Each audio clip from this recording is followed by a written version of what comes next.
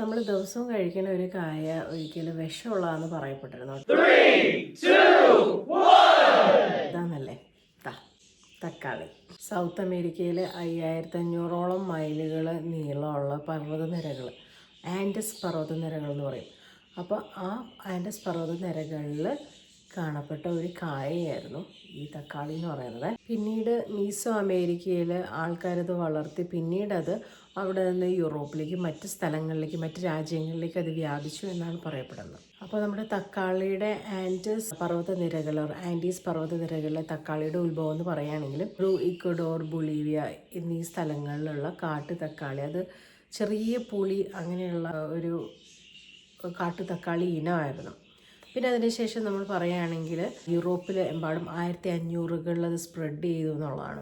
അപ്പോൾ അതിന് മുമ്പായിട്ട് മീസോ അമേരിക്കയിൽ ആസ്റ്റക് വിഭാഗത്തിൽപ്പെട്ടിട്ടുള്ള ആൾക്കാർ അതിൻ്റെ കുറച്ചും കൂടെ മുന്തിയ ഇനങ്ങൾ, തക്കാളിയുടെ കുറച്ചും കൂടെ നല്ല വെറൈറ്റി, ഇച്ചിരിയുടെ മധുരമുള്ള, ഇച്ചിരിയുടെ വലുപ്പമുള്ള നല്ല തക്കാളി ഇനങ്ങൾ അവർ വളർത്തിയെടുക്കാനായിട്ട് ശ്രമിച്ചു. അപ്പോൾ ഈ ആസ്റ്റക്കിൽ ടൊമാറ്റിൽ എന്നാണ് അവരെ വിളിച്ചിരുന്നത്. ആസ്റ്റക് ഭാഷയിൽ അല്ലെങ്കിൽ അതിലെ ഒരു വേർഡാണ് ടൊമാറ്റിൽ എന്ന് പറഞ്ഞാൽ. അവരാണ് അതിന് ടൊമാറ്റിൽ എന്ന് പേരിട്ടത്. TOMATL, ടൊമാറ്റിൽ എന്നായിരുന്നു. പിന്നീട് അതിൽ നിന്നാണ് ടൊമാറ്റോ എന്ന് നമ്മൾ വിളിക്കാൻ തുടങ്ങിയത്. അന്റാർട്ടിക്ക ഒഴികെ ബാക്കി ഒരുവിധം എല്ലാ രാജ്യങ്ങളിലും തക്കാളിയുടെ കൃഷിയുണ്ട്. നമ്മുടെ തക്കാളി ഉപയോഗിക്കാത്തതായിട്ട് ഉള്ള രാജ്യങ്ങൾ കുറവാണ്. തക്കാളി എങ്ങനെയൊക്കെ നമുക്ക് ഉപയോഗിക്കാം നമുക്കറിയാം. നമ്മുടെ സാലഡുകളിൽ, പിന്നെ അതുപോലെ തന്നെ ഓരോ കറിക്കൂട്ടുകളിൽ എല്ലാം നമ്മൾ തക്കാളി ഉപയോഗിക്കുന്ന, സൂപ്പുകളിൽ വരെ തക്കാളി നമ്മൾ ഉപയോഗിക്കുന്നുണ്ട്. തക്കാളി എങ്ങനെയാണ് സംരക്ഷിക്കുന്നത്, അല്ലെങ്കിൽ തക്കാളി എങ്ങനെയൊക്കെയാണ് അത് പ്രോസസ്സ് ചെയ്തെടുക്കുന്നത് നമുക്കൊന്ന് കാണാം. നമുക്കറിയാം തക്കാളി പണ്ട് രീതിയിൽ പരമ്പരാഗതമായിട്ടൊക്കെ നമ്മൾ കഴുകിയെടുത്ത് അരിയുക, ചിലർ ഉണക്കിയെടുക്കാറുണ്ട്, ചിലരതൊക്കെ പുളിപ്പിക്കാറുണ്ട്, ചിലർ പിക്കിൾ ഉണ്ടാക്കാനായിട്ട് ഉപയോഗിക്കാറുണ്ട്, പിന്നെ ചിലർ ക്യാനിങ് ചെയ്യാറുണ്ട്. ചില രാജ്യങ്ങളിലത്തെ ഒരു പ്രത്യേകത. അങ്ങനെ പല പല രീതിയിൽ അത് ഡ്രൈ ചെയ്യാനും ഉണക്കിയെടുക്കാനും അത് സ്റ്റോർ ചെയ്യാനായിട്ടും പണ്ടത്തെ ആൾക്കാർ ശ്രമിച്ചിട്ടുള്ളതാണ്. ഇപ്പോൾ നമുക്ക് ഒത്തിരി അഡ്വാൻസ്ഡ് ആയിട്ടുള്ള ഓരോ ടെക്നോളജികളും കാര്യങ്ങളും ഉണ്ട്. പെട്ടെന്ന് നമുക്ക് കാര്യങ്ങൾ ചെയ്തെടുക്കാനും പ്രോസസ്സ് ചെയ്യാനും പച്ചക്കറികളെല്ലാം ഡ്രൈ ചെയ്യാനും ക്യാൻ ചെയ്യാനാണെങ്കിലും എന്തൊക്കെ രീതിയിൽ നമുക്ക് പ്രിസർവ് ചെയ്യാനായിട്ടാണെന്നുണ്ടെങ്കിലും ഇപ്പോഴത്തെ അഡ്വാൻസ് ടെക്നോളജി മനുഷ്യരുടെ കയ്യിലുണ്ട്. തക്കാളിയുടെ പരമ്പരാഗതമായിട്ടുള്ള ഔഷധ പ്രയോഗങ്ങൾ എന്തൊക്കെയാണെന്ന് നമുക്കൊന്ന് ചിന്തിക്കാം. അപ്പോൾ തക്കാളി നമ്മുടെ കറികൾക്ക് നമ്മൾ ഉപയോഗിക്കുന്നുണ്ട്. അതുകൂടാതെ ചില ഔഷധ പ്രയോഗങ്ങൾക്കായിട്ട് ആൾക്കാർ ഉപയോഗിച്ചിട്ടുണ്ടെന്നാണ് പറയുന്നത്.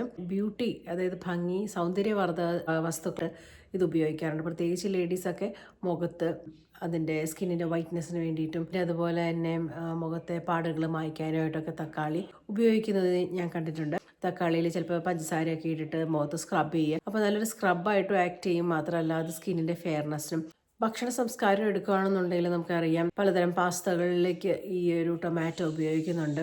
മാത്രമല്ല നമ്മുടെ ഇന്ത്യൻ കറി എടുക്കുകയാണെന്നുണ്ടെങ്കിൽ ഇന്ത്യൻ കറികളിൽ അത് നന്നായിട്ട് ഗ്രേവി തിക്കനിങ്ങിനായിട്ടൊക്കെ ഒത്തിരി ഇത് ഹെൽപ്പ് ചെയ്യുന്നുണ്ട്. ഇറ്റാലിയൻ പാസ്ത അവർക്കതൊരു വലിയൊരു ഇമ്പോർട്ടൻ്റ് ആയിട്ടുള്ള ഘടകമാണ്. പിന്നെ അതുപോലെ തന്നെ അറബ് കൺട്രീസിൽ അറബ് സാലഡ്സ്, അതുപോലെ തന്നെ മെക്സിക്കൻ സൽസ, അപ്പോൾ അതിലൊക്കെ പ്രധാനപ്പെട്ട ഒരു വസ്തുവാണ്, ഒരു പച്ചക്കറിയാണ് ടൊമാറ്റോ എന്ന് പറയുന്നത്. തക്കാളിയുടെ ഹെൽത്ത് ബെനിഫിറ്റ്സ് എന്തൊക്കെയാണെന്ന് കാണാം.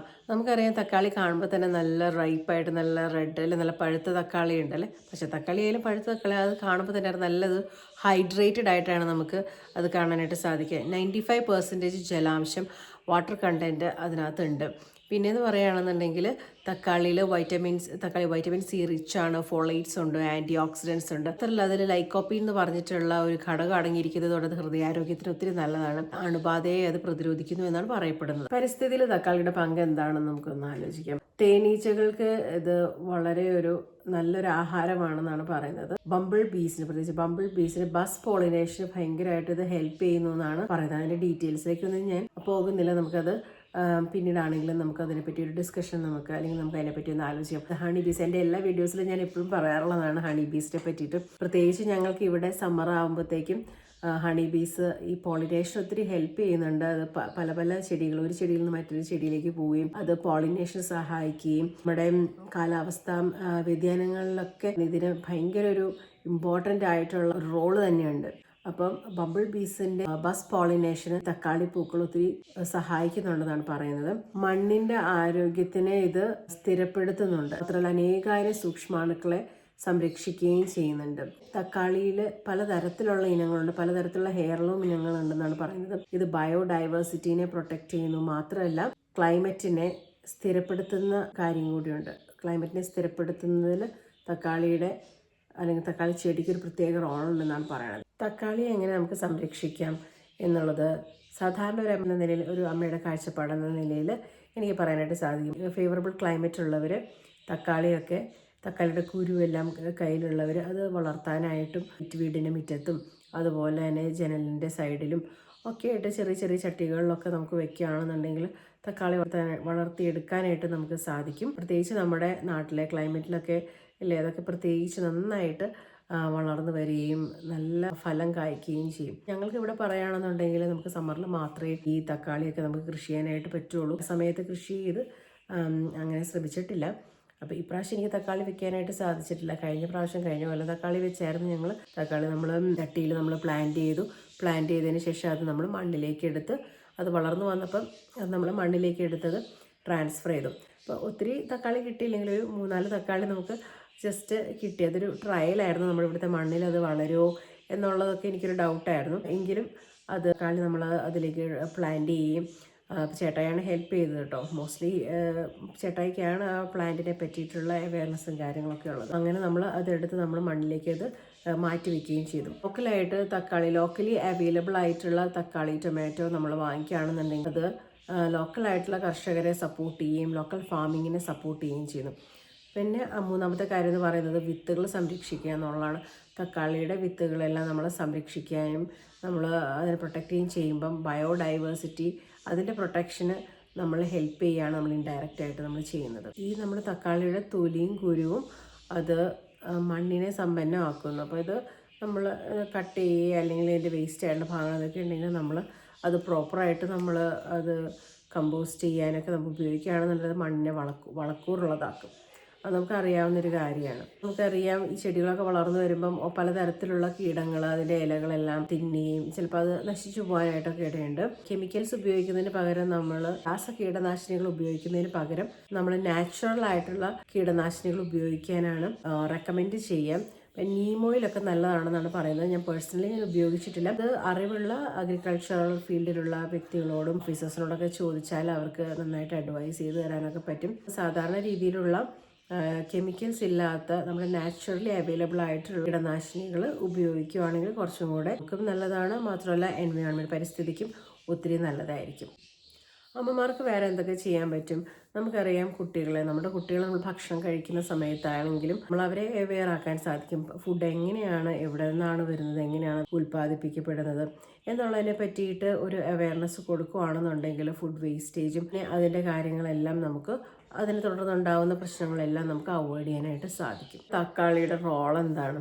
തക്കാളി എന്ന് പറഞ്ഞാൽ നമുക്കറിയാം ആ ഒരു പ്രോഡക്റ്റ് തന്നെ ഒത്തിരി സംസ്കാരങ്ങളെ, ഡിഫറെൻറ്റ് കൾച്ചേഴ്സിനെ ബന്ധിപ്പിക്കുന്ന, കണക്ട് ചെയ്യുന്ന ഒരു വലിയൊരു കാര്യമാണ്.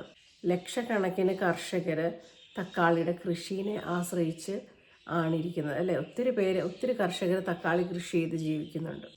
തക്കാളി എങ്ങനെയാണ് നമ്മുടെ എൻവയോൺമെൻറ്റിനെ അത് പ്രൊട്ടക്റ്റ് ചെയ്യുന്നത്? നേരത്തെ നമ്മൾ കണ്ടു, മണ്ണിനെ അത് പ്രൊട്ടക്റ്റ് ചെയ്യുന്നു, അതിനെ സ്ഥിരപ്പെടുത്തുന്ന ഒരു വലിയൊരു ഫാക്ടറാണ്. പിന്നെ നമ്മുടെ ബംബിൾ ബീസിനെ പ്രൊട്ടക്റ്റ് ചെയ്ത് തേനീച്ചകളെ സംരക്ഷിക്കുന്നു. പിന്നെയെന്ന് പറഞ്ഞാൽ അത് ബയോഡൈവേഴ്സിറ്റി കാത്തു സൂക്ഷിക്കുന്ന ഒരു ജൈവ വൈവിധ്യത്തിന് അതിൻ്റെ ഇമ്പോർട്ടൻസ് ഭയങ്കര വലുതാണ്.